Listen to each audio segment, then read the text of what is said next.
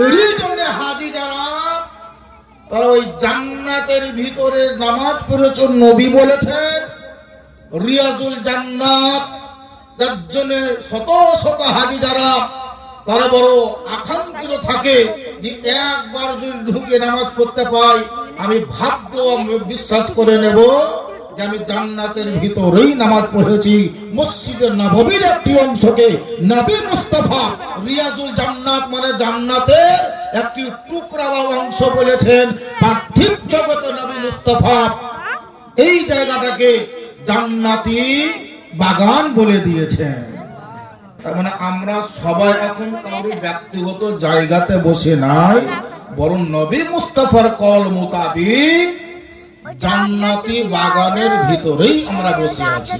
সবাই মিলে জোরে সোরে ভক্তি ভরে দরুদ শরীফ পাঠ করেন। বক্তব্য একটু আলোচনা করার চেষ্টা করবো। আল্লাহুম্মা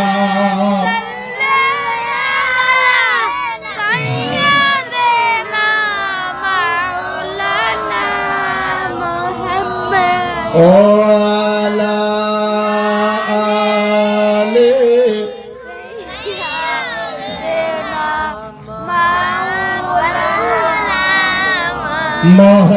মুহাম্মাদ ওয়ালা আলে মাওলানা মুহাম্মাদ। জোরে পড়েন সাল্লাল্লাহু তাআলা আলাইহি ওয়াসাল্লাম। আল্লাহ রাব্বুল আলামিন পবিত্র কোরআনের ভাষাতে বিশ্বের মানুষকে নবী মুস্তাফার দ্বারাতে বুঝিয়ে দিলেন, ইয়া রাসূলুল্লাহ, ইয়া হাবিবাল্লাহ, ইয়া আকা মুস্তাফা নবী গো,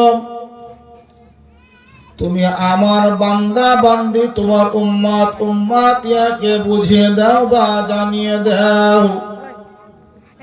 আল্লাহ রাব্বুল আলামিন কোরআন শরীফের ভাষাতে বিশ্বের মানুষকে অবগত করালেন বলে, আমার বান্দা বান্দিরা রে, আমি দুনিয়ার বুকে আমার তরফ থেকে আমি আমার অন্তরঙ্গ আমার নবীকে পাঠালাম তোমাদের জন্য একটা নমুনা স্বরূপ। তার মানে আমার নবীকে তোমরা ফলো করো, নবীকে লক্ষ্য করো, নবী মুস্তাফার আদর্শের উপরে চলো, নবী মুস্তাফার শিক্ষা তোমরা শিক্ষিত হও, নবী মুস্তাফার দীক্ষায় তোমরা দীক্ষিত হও।